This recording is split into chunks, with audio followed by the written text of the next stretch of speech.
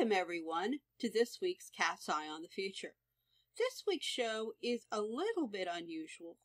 Earlier in the week, I was looking for a show topic, and I ran across a short video by another talk show host named Alex Jones. Now, some of you may be familiar with Alex, and people tend to feel really strongly about Alex. They tend to either love him or hate him, and he has a very strong message, and particularly as this tends to be associated with things that we might call conspiracy theories and other kind of out there ideas. And a lot of times these are in the realm of geopolitics and sometimes earth changes, other stuff, but mostly he comments on what he thinks he sees going on in the world and where he thinks it's going. And he can be rather forceful in his opinions, and like I said, people tend to love him or hate him, but that's not what we're going to be looking at on this show. What we're going to be looking at is this bit of the 10-minute video that he put out where Alex is very different from his usual style. We have in this video a much more subdued Alex, an Alex who talks about the premonitions and the skill at premonition that tends to run in his family. He talks about dreams as he's had in the past that have come true, and how his father and his father's mother had the same sorts of abilities, and he talks about and tries to explain to his audience, who, like I said, are not always that much into woo-woo, they're more into political stuff, that, you know, the way that birds and other animals can sense things that maybe we don't see with just our five senses, and how science has been developing more into ESP and stuff. I thought it was a very good introduction. But the real part of this video that we want to look at is Alex finally said, after all this introduction, that in the last 3 weeks or so, when I'm recording this towards the end of the week that he was talking about, so maybe almost 4 weeks now, he's had a very strong feeling, just really, really, really strong feeling. The same sort of warnings that he's gotten before car wrecks that have happened, or other situations that he said if he didn't pay attention to them, he regretted it later. And he said, but this warning that he's getting is they were like a 1 on a scale of 10, and this is more like a 10. And just to be safe, he went around and asked people, not just the people working at his office, but people working at the cashier or the supermarket and things like that. You know, how you doing? What's up? And they kept saying things like, I really feel like something big is coming, or I feel like something bad is coming, or I don't know, I'm just really nervous and really worried about something and I can't put my finger on it. Well, this kind of is the way Alex is feeling too, only he has a very strong feeling that not only is something bad coming, but this is the interesting part, but that it was something that people could do something about, that just didn't have to happen. It just wasn't something fated. But whatever it was either already happening, possibly it already happened, or it might be about to happen. And he was very honest. He said, you know, it's entirely possible that he was feeling anxious because perhaps, you know, subliminal messages from television or the culture, you know, perhaps the powers that be wanted everybody to feel anxious, and maybe there really wasn't an event coming. It was just that, you know, this was engineered. And what he asked his listeners for feedback. He said he wanted everyone to go into their subconscious or the unconscious mind, where these things sort of hopefully dwell collectively, and find out if we can figure out what it is that may be coming, because we have to know what it is that the threat might be, if there is a threat, in order to try to counteract it in this way that he also felt that we could possibly do. So I listened to this, and I listened to it a couple of times, and I took notes, and I thought, you know, this is a perfect type of thing for the psycards, and to some degree the runes as well, because here we have a question, the basic question being, what is this thing that we may be facing, or what am I picking up on, what are others picking up on, is it real, and if it is real, what direction is it coming from, and can we use the collective unconscious to try to figure out what that is? Now, my psycards, interestingly enough, well, they look sometimes like tarot cards, and there is some crossover. They actually were developed by Jungian psychologists, and they were meant to be used sometimes in therapy as well as in psychic readings and whatnot, or even playing games as in the booklet that comes with them. But they were intended to tap into the subconscious, and they're very full of Jungian archetypes of various sorts. So I thought that it would be really interesting. Both, I'm going to do a little bit in the beginning here of going back and looking at some of my previous readings for this time period, or going out a little bit further into the summer to see if we get any hints of something that might be coming. And also then I'm going to take a look specifically with the cards and an extended rune reading. I'm going to do both of them to see if we can get a highlight as to, one, is this a real threat? And B, if it is, what direction might it be coming from? And we might even also get a little bit of information on what we could do with it, though I didn't see a lot of that, to be honest. But at least I think we will be very interested in the outcome on this. And Alex, if you're listening, I want to thank you for bringing this topic up, because it's absolutely perfect. And you can just add my reading to the other input that you asked all of your thousands of listeners to send in. And hopefully all together we'll come up with something usable. Okay, well, first let's retrospect a bit, though. Now, in my, do I have anything in the background? Well, yeah, I kind of do, actually. I looked at my spring general reading for April and May, and here's my summary. To sum up, the next 2 months, that's May, where we are now, and April, last month, look to be a time of seriously unsettled relationships between people on an individual and international level. Now, boy, has that happened. This is also going to be a time when a lot of people feel the world is spinning out of their control, and they're likely to look for like-minded people to ally themselves with, you know, to make them feel better. And at the same time, they may also become defensive and unwilling to make changes or even respond to outside influences if they can avoid them. So you have this kind of push-pull. And again, we've seen that in the headlines. We've seen that in the rioting. We've seen that even in gang warfare. We've seen that in just all sorts of places where people feel the world, they feel everything's just like gone out of control and what's going on. At the same time, they want to kind of retreat and not go forward because it's too scary. And I also point out there should be wild emotions, things getting out of hand, fear, issues of control, conflicts, and a lot of defensiveness. I didn't do that. Yes, you did. Type of stuff. People are just going to kind of feel helpless, and they're going to react emotionally rather than rationally when rational thought is definitely needed. Instead, they're just going to like act out or run away and hide. The other thing that I put down before in my reading was during this time period, there was a great potential for futures to be more set in stone. As I've talked about before, I don't believe that the future is fixed, but certain times when if you do something, then something else can be fated because of what you have now done or the choices people have made. And I actually said a great deal of potential situations may be set during this time period and create paths where they are much more likely to manifest in reality. So some of what could be happening, not necessarily Alex's reading, but some of the big things happening could be kind of finally settling in during this time period, which is now just about over.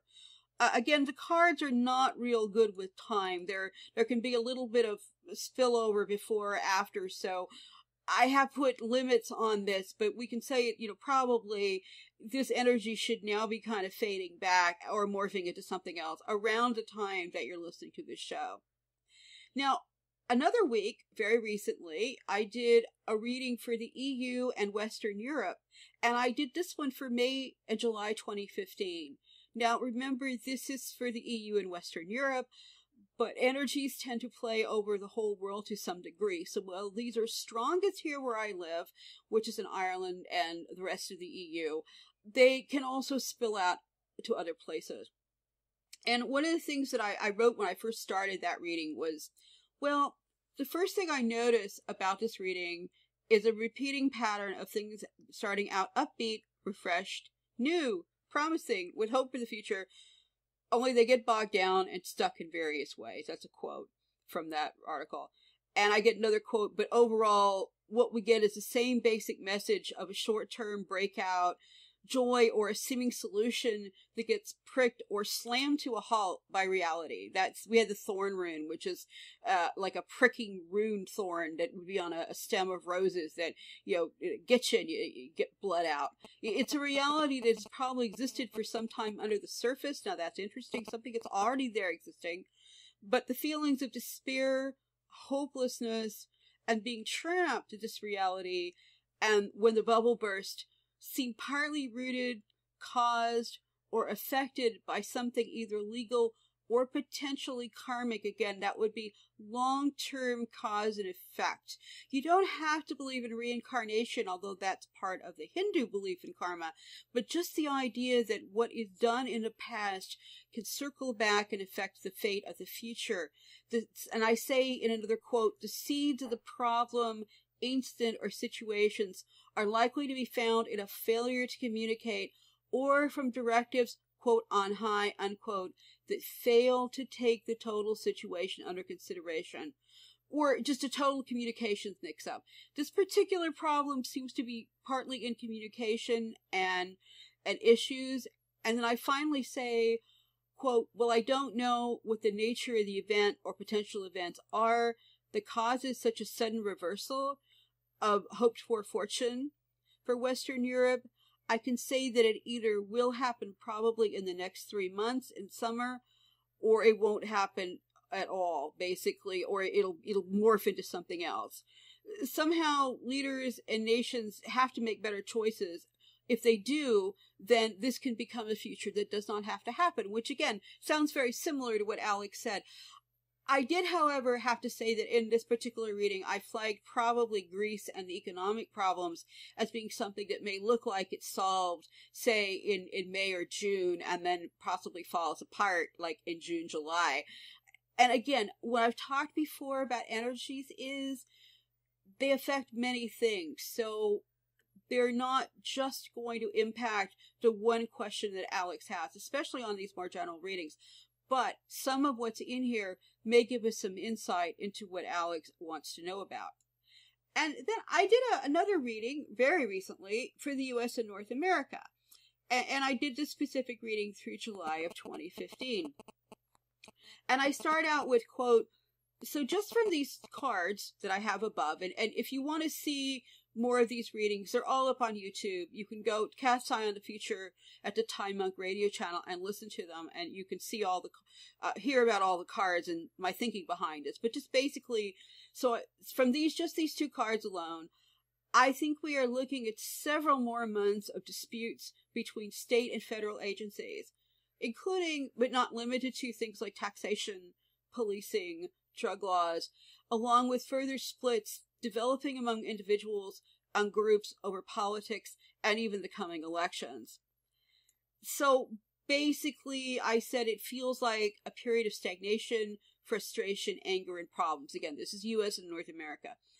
I really do think that some good old-fashioned union labor type relations are going to be at play here partly. So again, that's another way the energy manifests, with the possibility of large labor strikes, lockouts, protests for higher wages being frequently on the evening news. And again, I think we're starting to see this already. We're not through the whole summer yet, but we already see this kind of opening. I also say that this year, I think some very intentional attempts at distraction are likely to enter the news media really early and quite possibly stay late. Now, we always have this kind of distraction in the summer, into silly season, what they call it in Europe anyway. You know, the time when a lot of the news is sort of about cute kitty cats and race horses and just, you know, movie stars, that kind of stuff. But this felt particularly intense, this incredible attempt at distraction. And I want you to pay attention to that because it's going to come up later when we do the full reading. And then I say, I think this will be for a number of reasons, this distraction. Everything from the public's growing election fatigue months before the first U.S. primary is even set in motion. And I think it's also an intentional attempt to divert public awareness from a number of difficult and sometimes rather dire issues that folks who control the purse strings and perhaps think they control the nation would rather people not focus on. So we have this distraction from something very serious that maybe they don't want people to notice. Then I say, quote, there's a feeling here of male energies gone a bit over the top, with certain groups or individuals feeling that they know what is best for the public, even if the public does not agree. That big brother feeling that, again, I think Alex Jones will recognize. Male energy isn't bad. It's actually, you know, like all energies in these cards, mostly fairly neutral, and it can be very, very positive, but when it gets overly controlling, and it's like discipline without mercy, it's this very controlling oversight, as opposed to the father who guides you along and helps you go in the right direction. It's that negative stereotype of male energy that I was feeling here. And then I say, well, I can't be certain. This whole set of cards and runes gives me almost a feeling of something stuck together, straining to move one way or the other, but for the moment it's unable to do so, so the pressure just keeps mounting. I say I do not think the cork is likely to come out of this bottle right now or even in the next 3 months, so I'm getting a time period that seems to be a little bit further down the road. But for individuals, this is likely to be a time when relationships and personal stuff in the larger world just going to seem stuck, bogged down. And again, we have the problems with communications coming up in North America as well. And I also got a real sense, particularly in the U.S., of exhaustion setting in during this time period. And I don't know what is going to come towards the end of the summer. I mentioned I didn't read for that yet, or the fall, but just this feeling of being tired. And then I got a really interesting image I want to share again, because I think people here will like it. The image that came into my mind, and sometimes when I'm doing these readings, I get pictures, and sometimes they're funny, sometimes they're serious, but they're kind of like a movie that I see inside my head.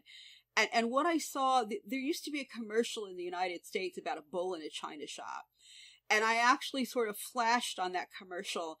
And this is what I wrote. I said, so what you get is something like an angry bull caught between the revolving doors of the china shop. And he just keeps kicking and fuming. He just keeps like pushing back and forth, and he's caught in just like round, if you've ever been in one of those doors, you could just get in there for quite a while. But at some point, he either pushes his way into the shop, or maybe he just breaks through the glass, smashing his way in. And he may even harm himself, possibly quite a lot, but he doesn't even notice it first because he's too single-minded or distraction to pay attention to his own body while this is happening. So again, we have this sense of energies or a situation that just keeps going back and forth, not really going anywhere until suddenly, boom, it goes way, way off like the broken rubber band. I also mentioned that it feels that the stuck and explosive energy may be focused on the U.S., but it probably isn't limited to the U.S. So there again, North American, U.S.-centered reading, but not necessarily the whole picture. So that is my previous readings that are already recorded and already up there, and I'm taking these from my notes. And sometimes my notes and the show are not always exactly identical, but basically, if you want to hear the whole information behind those, the cards and the runes, you could just go to YouTube, Time Monk Radio channel, and you can listen to all of those individual shows. But that brings us to today's or this week's reading. And I decided, I've talked before about how important it is the way you phrase your questions. Because when you're using tools for the unconscious, like psy cards or dream work, or anything to get you in touch with that sort of collective pool of information that our inner minds themselves have and possibly connects in some way to everyone else's. That's a theory that Jung and others have had. When you're doing this, the more specific you are, the more direct of an answer you tend to get. So if you just ask a really amorphous question like, what's going to happen in 2027, one, that's a long way off, and two, that's a real general question. Now, we can do general readings like that, and I do sometimes for clients, but you're probably not going to get really concrete stuff. You're just going to get kind of a hazy idea of what might be playing out if what's going on now is still what's going to affect then.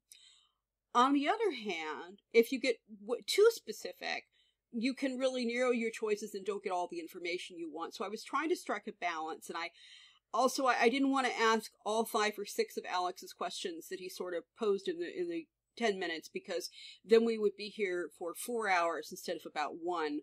So I changed it slightly, and this was what I came up with. I wanted to cover as much of Alex's actual question as possible to at least get us started.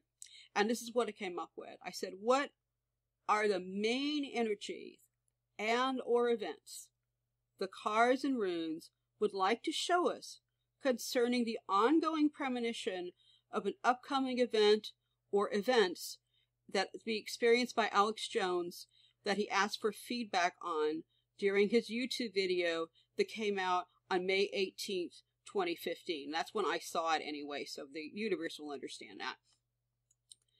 And I've got a set of cards here. I drew, I was going to draw 5 cards, and I had 2 cards stuck together. And I've learned a long time ago that you go ahead and read those. This will also be why there's a more extended rune reading, because I had several runes come up as well. So we just go ahead and read them as we see them. But I'm going to try to describe the cards for those of you at home.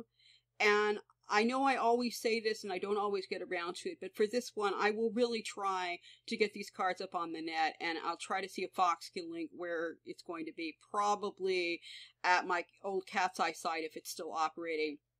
Otherwise, we'll get them up there.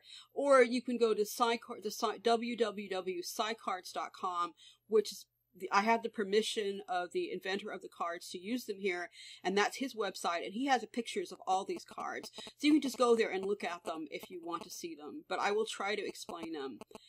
And our first and most important card in this reading, the one that sets the theme for the topic being read, the first card always is the main flag, is the prison card. Now this is interesting, both because all the cards usually mean because this card usually means something trapped, unmoving, legal problems, jail. It shows a prisoner sitting in his cell with his back turned away from the light, even the light coming through the bars. He's manacled. He's sitting there. He's very dejected. He's trapped, basically. So this is interesting from that viewpoint, but also because Alex has a website at a TV station called Prison Planet. I'm pretty sure that by having this card show up in the first position, the energies are not only flagging something very important, that something is trapped or stuck, that may be at the bottom of this premonition that he's had, but also the cards in the universe are having a bit of fun with us by showing us that they are indeed answering the question. They're not just like off in La La Land somewhere. They know what we're asking about, and they decided to throw in this kind of little pun is a personal message to Alex that yes, prison and Prison Planet, here we go. This also suggests to me that Alex's foresight may partly have been activated by the work he's already doing. It's a sort of mix of the unconscious of both the psychic and the constant stream of information that's infiltrating his and possibly many of the rest of us, our own brains, that the mind seems to then use to make connections. There's that subconscious pool of stuff. So Alex here is very right to wonder if some of these feelings he's getting are bubbling up from the human information inputs, and also or even from possibly stuff that was inputted there that he's picking up from not just psychic or precognition ways or dream work, but also just things from information he has percolating through his unconscious. But I think there also this, whatever he's picking up is based on his own research and observation too. It's not just being put there by outside forces. I really don't think that it's just a subliminal message from those who believe themselves to be in power. But there really is something going on that he's picking up, although that doesn't negate that there may also be some subliminal stuff going on as well. But the aspect of being in prison or held hostage as the overriding energy of this reading and the first card really blends into what cards that follow it and also into the room reading, and we'll see that. It's going to color everything. And in this case, our next card is very interesting. It's the libido card. Now, for my regular listeners, we saw this card last week in the nuclear accident readings. It came up in regards to the potential long-term effects of the accident at Fukushima. This card represents usually fertility, sexuality, life force, the generation and creation of new life, and just simply the joy of life itself. It's the opposite of the cave card we don't have here. It's not depression, it's life celebrations. It's the energy that brings color and a hint of wildness to our lives. However, this card is also about distractions, sometimes deadly ones. As I explained last week, this card has a picture of two peacocks engaging in sexual display and combat behavior. They're set in this kind of beautiful, like Eden garden of delights with a waterfall and beautiful trees and flowers and grass. But the peacocks are so involved in getting ready to have this fight that neither sees the snake in the grass that's sitting right beside them. The snake is ready to kill one or both of them at any moment if it chooses to do so, and they simply don't see it coming. So, with this prison-libido combination, we already have a sense of trapped life force, imprisoned sexuality, imprisoned reproduction, as well as simply distraction from and being oblivious to danger. Again, there were echoes of this in last week's reading, which suggested a long-term effect of the nuclear accidents, especially the one in Japan, would be disrupted fertility. And we even got the runestave yew tree, which from powerful cancer drugs are made. Remember that rune, because we're going to see it again. Interestingly enough, as we shall see in a bit, we have the same save showing up again, as I just said. So there's a high potential that one of these threats or big things that is building up in this trapping or interference with human life force and human fertility, possibly problems with sexuality as well, or just the ability to enjoy life. Our next card ramps up the emotional conflict levels even higher by showing us the Beast card. Well, no card in this Jungian deck is ever totally bad. This is in fact one of the nastier cards in the Psy-Card deck.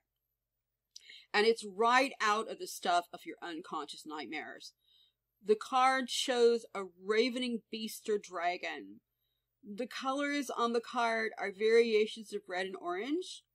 The beast himself has horns, teeth, and an exposed tongue, just waiting to devour anyone who gets in his way.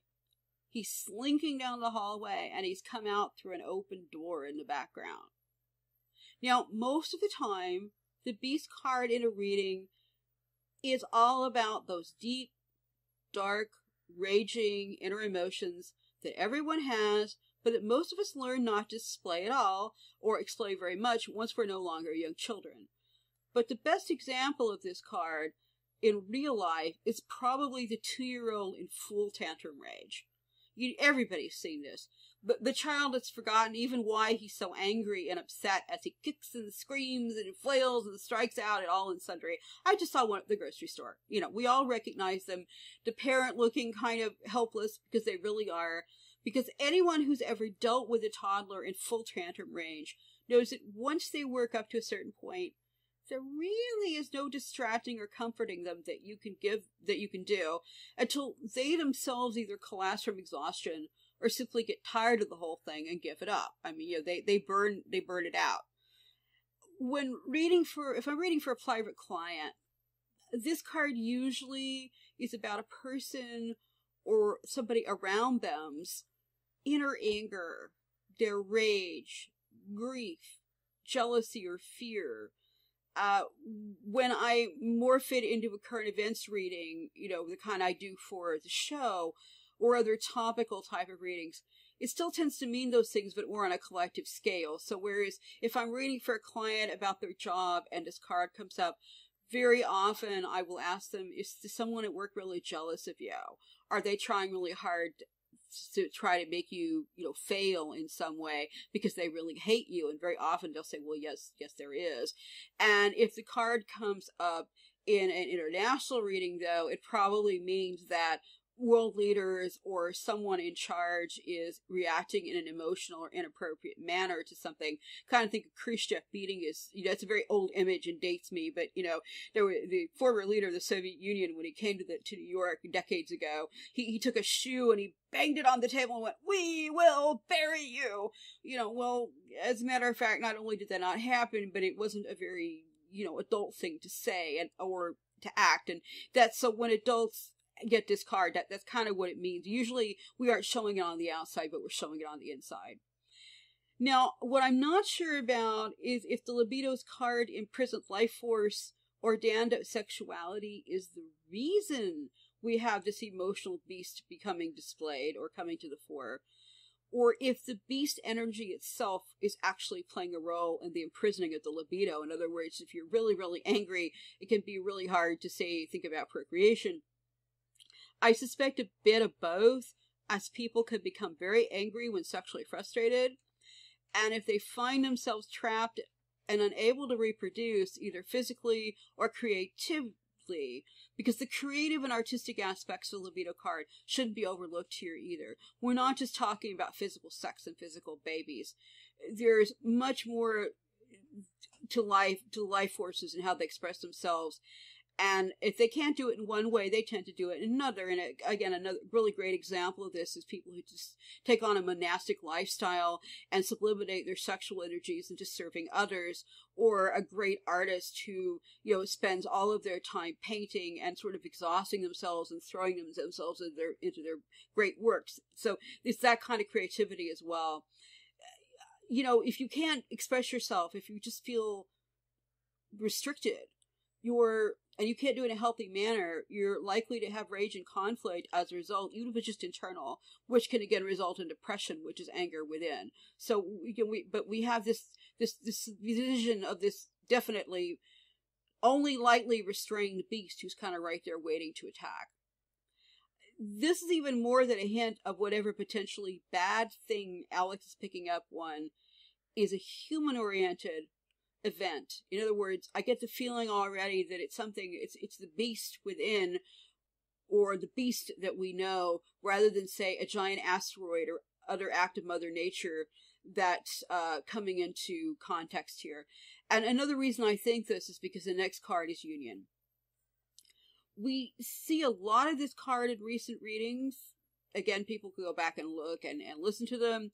Mostly the Union card is in terms of ongoing themes of union and disunion, disruptions of alliances between nations or groups, people, and also it concerns, I wrote about it concerning nations or organizations with union or united in their current or former names. For example, this card often shows up when you're talking about the United States of America, the former Union of Soviet Social Republics, or say even a company like Union Carbide. We already know from our spring reading for North America that spring and summer are likely to be times when the very concept of union in the United States, in terms of states that are united, is going to be pushed and pulled every which way, and probably with a great deal of struggling between the federal government and those individual states. We already talked about that. We are also seeing this energy play out in the European Union and other multinational blocs. That's just a real overriding theme, and it shows up here again in this reading. However, while this card often is read on the radio show in terms of geopolitics, in this reading, I think it may be a bit more personal as well. That's because the primary reading of this card is relationships and the unity of love, such as expressed when people come together in love. It's the Lover's card in this deck. You have a picture of two perfect, beautiful streams coming together and to become one stream beside a loving cup. This card is not just about sexual romance. That's the libido card, and we've already seen that one. But also, it's the true union of human spirits in any sort of relationship. It's also kind of the symbol for the perfect match. Something like, if it's a career reading, it's the perfect job, or finding the perfect house. I mean, it's not always positive, but it's still always this idea of, two things coming together to become one. But the Beast card next to the Union card turns its head towards the negative in exactly the same way the Prison card does, coming before the usually fairly positive libido card. So instead of a loving union of souls, persons, or even a union of great ideas, what we have instead is this kind of raging and roaring of the beast that disrupts them. On the good side, however, the Union card is followed by the Friendship cards, which gives us some hope that in some cases, true friendship can form positive unions that help people get through whatever event this is which is coming, and may also be a direction in one of the ways that we can look at solving the problem. On the other hand, even the friendship card, well, it shows three friends sitting in a pub having a very good time and very positively enjoying fellowship with each other. There is just coming onto the card the hand of a fourth person that's coming into the picture, and they may or may not really be a friend. This is the shadow of the stranger that brings something new into the picture. So again, while this is a positive card in most ways, there's still hints of a potential human-caused disruption on the other side of things. And we just don't know yet because the card doesn't say. Finally, the side cards we have are the Father card. Again, this is a mixed card, and we've seen it very recently in readings for spring and summer of this year. I talked about it a little bit when we were talking about the male energy. That was the Father card had in fact shown up in that case. The Father card shows an adult man standing beside a young boy who's learning to shoot an arrow, and he's pointing the way the child should take aim. The father is training this young man in the skills he will need for adulthood. What we don't know is if he's training the boy to hunt food for his family, in other words, to provide for them.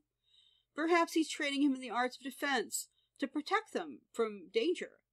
Or he could be training the boy to use the bow in offensive warfare. Or all three. We just don't know because the card doesn't say. But you have to remember that depending on the other cards and the feelings that are coming up from the subconscious, all three of these readings are possible just given the card itself. Now the Father card, when it's positive, is a loving father figure or energy. It doesn't really matter if they're male or female, but it's just this idea of someone or something who directs us, guides us, shows us the way forward. It could be a mentor. You can see it as the divine ancestor or perhaps God, if that's how you view him. If you see him as male or a male figure, but it's this guardian angel. It's this figure that guides us and strengthens us and helps us learn what we need to learn. But when the card is negative, it could be an overbearing authority figure who demands we follow orders no matter what, and they tell us what to do. Again, sort of big brother idea, or big father in this case.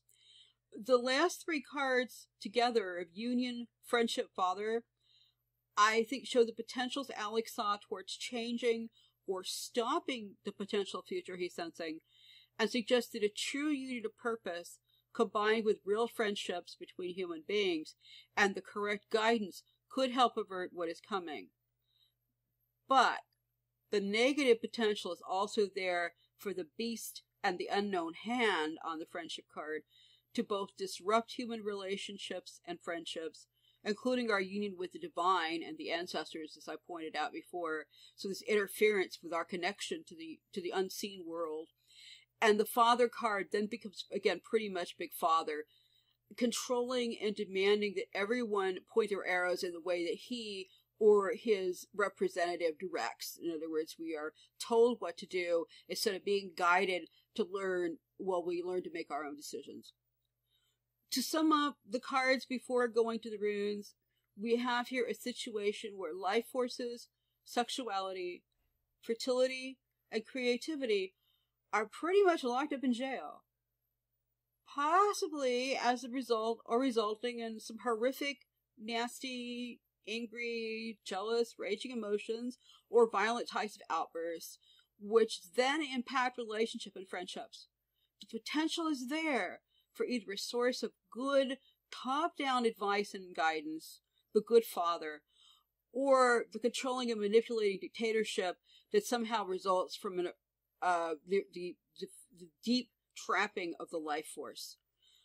My feeling is that this will maybe a combination of things, all building up to sort of one larger thing, with the prison card being both about the actual trapping of human sexuality and life forces, but also the imprisoning and restricting of the human creative spirit.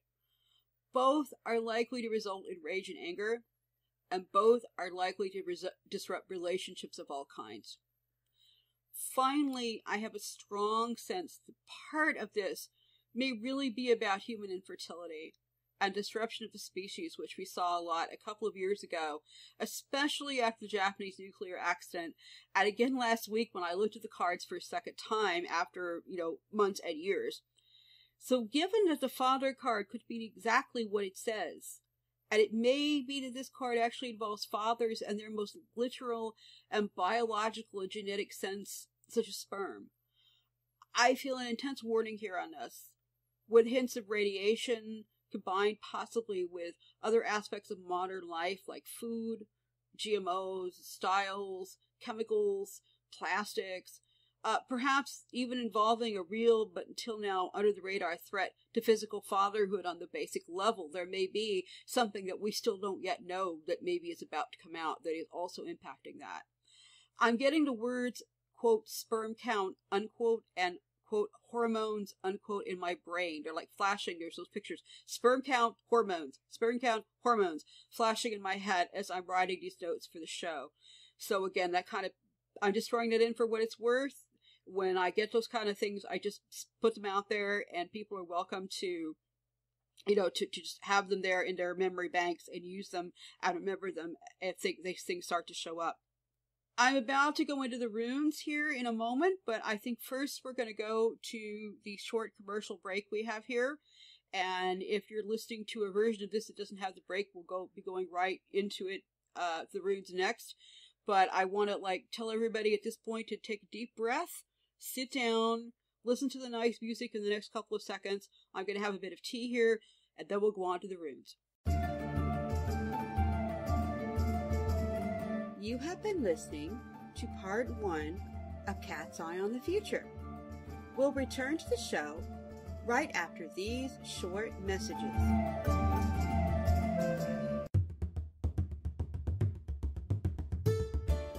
Do you have questions? The cards have answers. If you would like a personal reading with Melody, just go to my website, melodipsychicreadings.com. That's Melody with an I, psychicreadings.com for information, or email me at melodyreader@gmail.com. Readings are available using Skype, phone, email, or even in person if you are lucky to live in Ireland. Why not find out what special messages the cards have just for you and book a private reading today?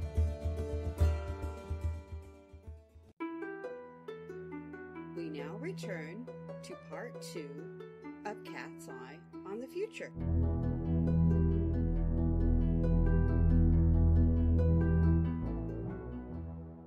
Welcome everyone back to part 2 of the Cat's Eye on the Future show. We're still working on our same question from Alex, but we've already gone through the Jungian psi cards. Now we're going to take a look at the Nordic runes. And I described the psi cards for this show already as in terms of, cards that were developed by Jungian psychologists to give windows into the unconscious world. The runes kind of work in a similar way, but they're a very ancient set of symbols, and and for a quick background for beginners, the runes are basically an ancient alphabet of the Norse and Germanic people. They probably go back about 1,500 years or so. We're not quite sure.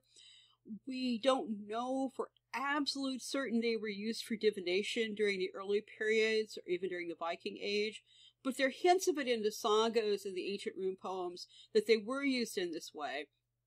And some of the poems also provide some insights into the ideas, concepts, and archetypes behind each of the rune staves themselves. Now, most alphabets, including our modern alphabet that we use in English, have been used for divination at one time or another. And I find the rune staves, especially the 24 Elder Thuthark that I use, to be very useful when trying to figure out, again, those more archetypal questions that are kind of mythic, and by that I mean, sort of overall mythos in the way that it just, the great things, the great ideas, rather than not talking about myths as in fantasy, but myths as in great overarching ideas. And indeed, the very sorts of things you want when looking at something like premonitions, visions, or dreams. Usually, if I get somebody calling me for a dream interpretation, I will use both psi cards and runes for that reason, because both of them will tend to flag that sort of thing, the kind of archetypal imagery very well. Now, the first rune in this expanded reading echoes the second card in the psi card reading. It's almost exactly the same, in terms of energy, and it points us right back to fertility as the main theme here.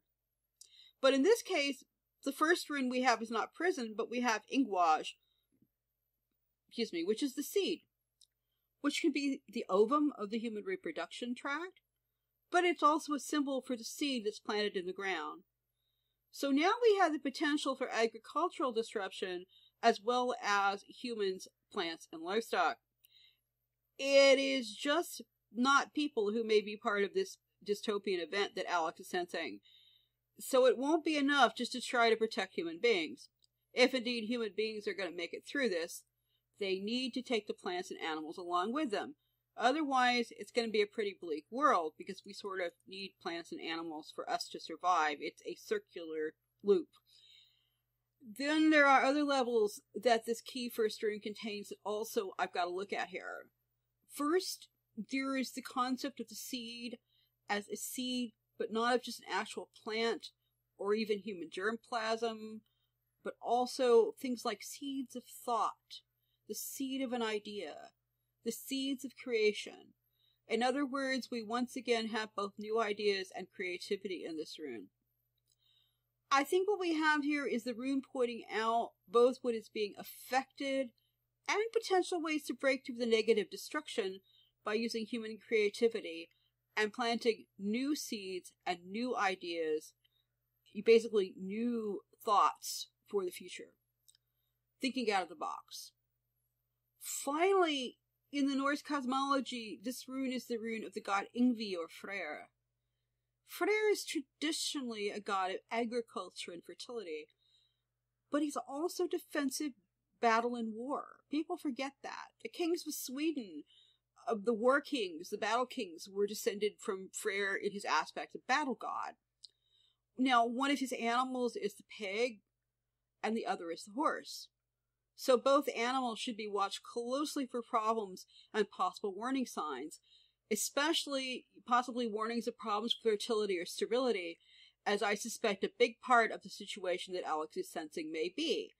And they won't be limited to that, but it's just, if you see, the other thing is both pigs and horses are animals that are, for very, very many thousands of years, have been sort of some of the linchpins of the human-animal agricultural cycle. We don't today eat horses, but they used to. So the horses have been both animals that are used for plowing and transport and even food.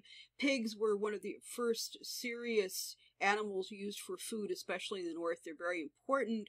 So there's a growing need or belief to be defensive on when looking at these creatures and making sure that they're okay. Because the next rune, again, is one of mixed messages that could go either way. So we've got seed, which on its own is very good in all of its aspects, but, the question is what's going to happen to it. Like so much in this reading, we see Alex's sense of choices being provided. The future isn't fixed. The next rune is Wunyo, which is usually translated as joy. So if we just pick these first two runes, we might easily have a wonderful reading of joy in the harvest, which would just be fantastic. Joy in our livestock, joy in our pigs, joys in our horses, joys in our seeds, everything. However, just like Freyr is a god of defensive warfare, Wuzhou is joy as the Norse understood it, which was often either family, which means it's the clan banner. In other words, if you're going to see a Scottish clan or something and they're holding up a banner with a motto on it for the family, that's one thing. Wuzhou looks like a flag, so it's that clan banner. It can also mean war or battle flag, especially the sort of tribal warfare or battle of families. So we've got that kind of aspect in this as well. So once again, you have joy in the family line, or the continuation of the family, which is fantastic on its own, but once again points us to the direction of human fertility and the passing of the generations here. The battle flag, or joy in battle, also hints at potential conflicts that could arise.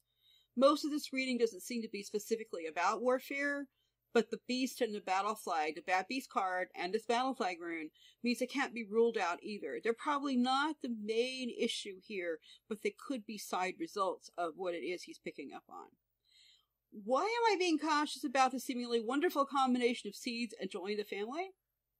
Because the next rune We saw this one last week, and it's the yew tree again. As I said last week, the yew tree is one of the most complex runes in the Futhark alphabet, and I won't even try to go over everything here that it can stand for. But as I explained last week, the yew tree is one of the holiest trees in Europe, and it's still planted in graveyards to this day, but it's as a tree of death. The yew tree is lovely, extremely long-lived. It's an evergreen, so even in winter it's got green leaves, and people have enjoyed it for thousands of years. But if you sit underneath it for too long, the branches can produce a poison which may sicken or even kill someone who sits there for too long. People knew it was very dangerous to fall asleep under a yew tree. But because this tree is so tall, it was also seen by some people as sort of an avatar for the world tree, or for Yggdrasil, and that's the tree that connects, in the Norse cosmology, all 9 worlds of the Norse universe. So it's the tree that holds it all together. So this rune is about death, but it's also about the connections between heaven and earth, the physical world, and the divine universe. Because the ancients understood that there's a divine force that holds all the universe together, but if you get too close to it, it can be both awe-inspiring and very dangerous. So we have the seed, the joy in the family, and the tree of death right there together as our first 3 runes. That's intense, but it gets even more intense.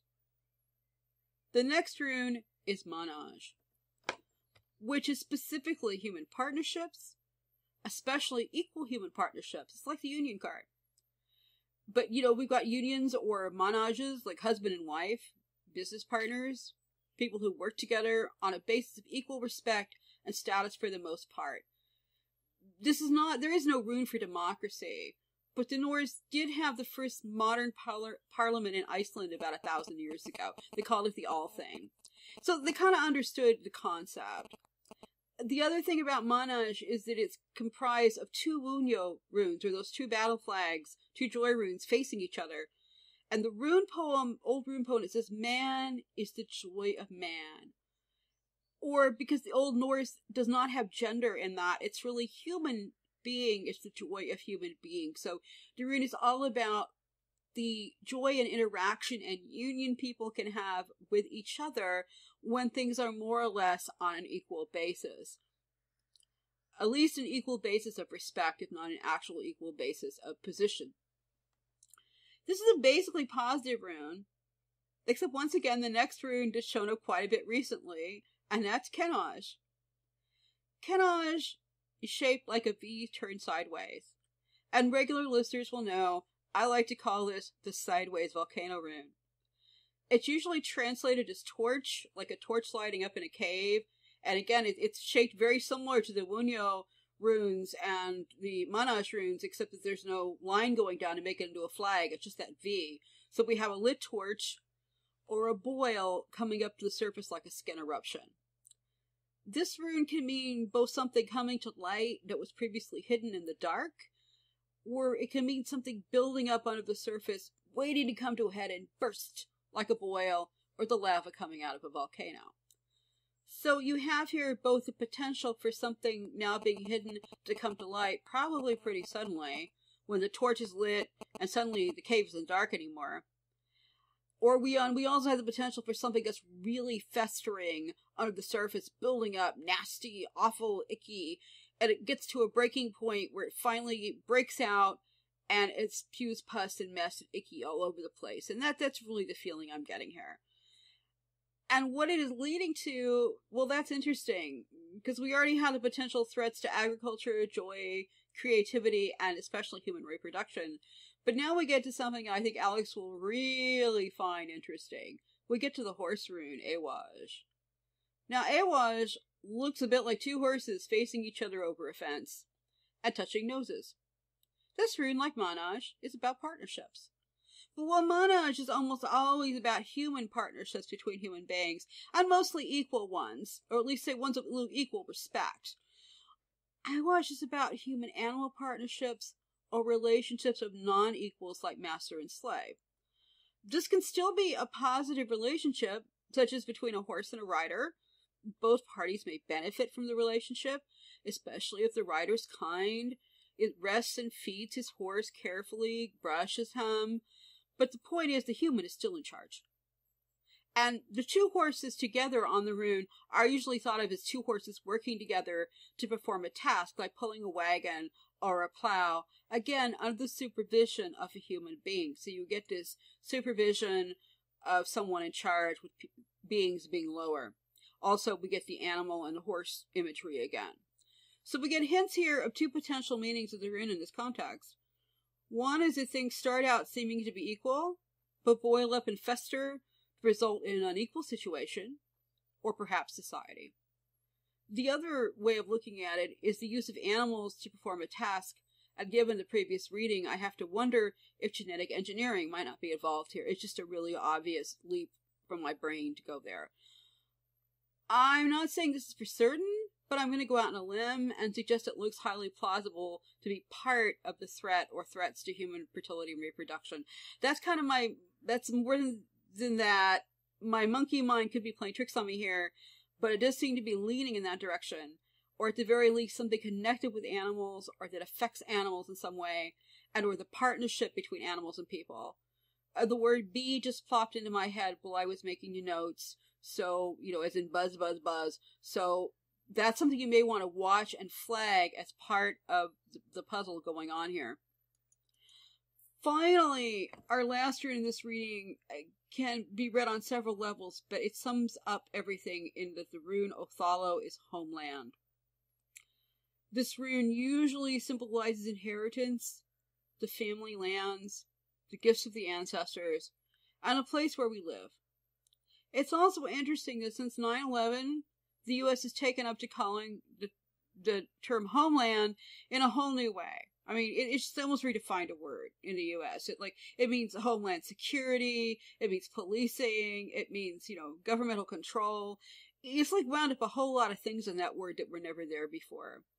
Now, in fact, this rune came up last week also, and I mentioned then the people doing the multi-generational work for the book The Fourth Turning and the Fourth Turning forums and all the stuff that has come out of that have called the newest U.S. generation, those people being born now, as the homeland generation. So this is really a flag.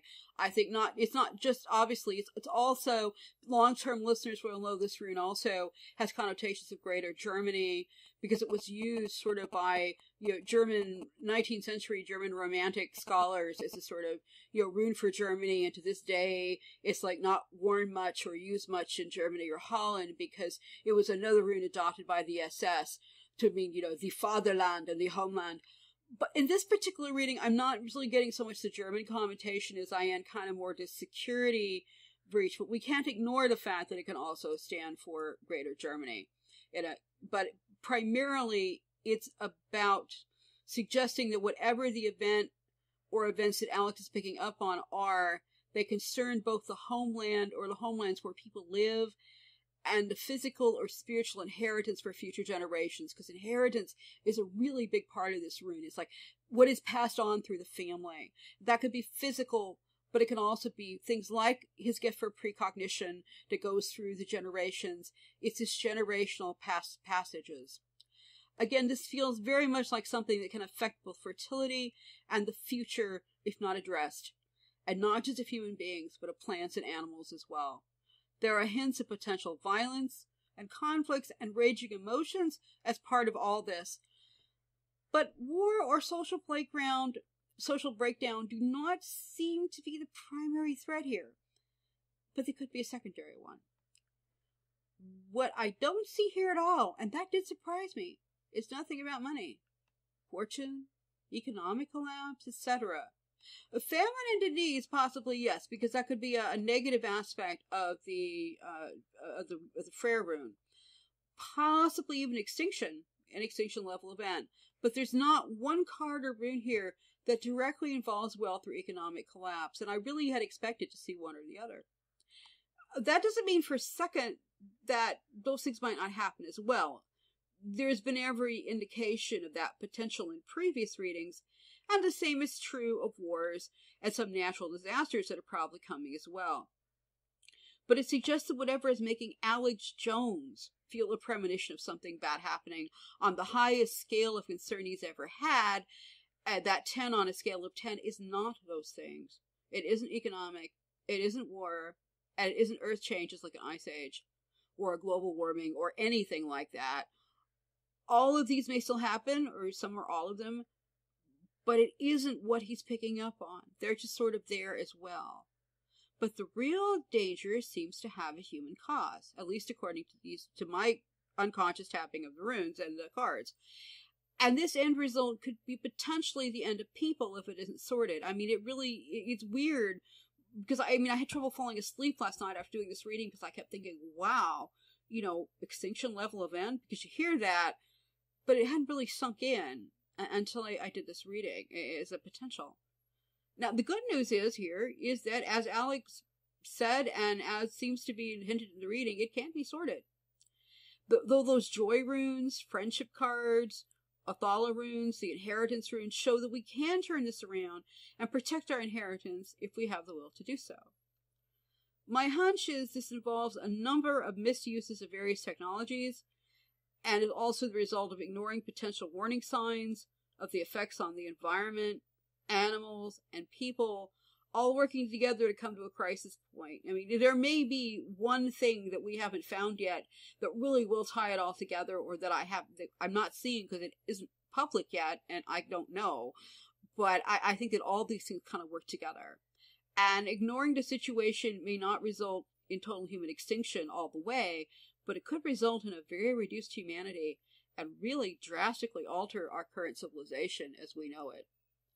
I'm reminded here of, I think it was Albert Einstein, when asked what weapons would be fought with during World War III, he said something like, I don't know about World War III, but World War IV will be fought with sticks and stones. And that's the feeling that I'm getting here, is that, if we don't do something about this, we may not all potentially completely go away, but there won't be a lot left of what we currently have. Things will be very different, and they won't be good unless this is faced head on. On another show now, I could probably look at this again if it seems a good idea. Or if Alex himself has any more questions he'd like to put out there, I'll be happy to look at them if I can. I suspect the process I'm seeing here will take a rather longer time to play out than, say, just 3 weeks. But it's highly possible that something may be discovered or admitted to in the next few weeks or months. Again, that sort of provides that gut punch, to that big thing that I saw in a couple of the readings, but were potential, that it gets the message across the majority of humans that there's going to be forcing them to kind of realize there is a danger, or to have to willfully say, I'm not going to listen to this anymore. This is too overwhelming. I'm just not going to go away. But it sort of draws the line in the sand there. If there is a sudden tipping point, I think that revelation will be it. I have no idea what the discovery or announcement will be exactly, but I would be paying attention now, and I will be paying attention now that I'm aware of this potential that's out there. Meanwhile, as always, the situation is not hopeless. Again, it is not hopeless. And individuals can make a huge difference. Individuals can use those positive energies of joy, of union, of cooperation, of friendship, of seed, and divine guidance and direction to wind their way through this. One good aspect of the Father card is a suggestion that we are not alone. There is guidance for those who look for it, both the spiritual realms of the other world and the human realms of friends and family. Now, on that note, I think I'm going to wrap this up and say goodnight for this week. I have some nice interviews projected for June, and so hopefully we'll be able to get away for a few weeks from just me talking. I'll probably be talking next week because my husband is in the middle of this thing called final exams, and I'm just not even going to ask him for the Wolf Show. Hopefully we'll have the Wolf Show right after that, and then a few really fun interviews. But I think that, for now, I think that's enough. This has been heavy enough, and I kind of need to take some time to breathe. And I think, everyone else, the audience, would do well to take a cup of tea or whatever your favorite beverage is. Take some time to think about this stuff. Don't worry or get scared, but just think about it. Pay attention to headlines, and, possibly, we'll see if Alex has any response later. I wish him and everybody else among my listeners well. But for now, I think I'm going to say goodnight again, and thank you for listening to Cat's Eye on the Future, and I'll see you again soon.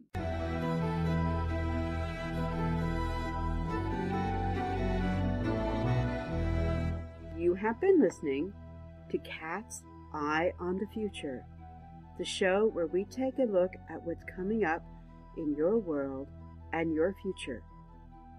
Join us again next time for another episode of Cat's Eye on the Future.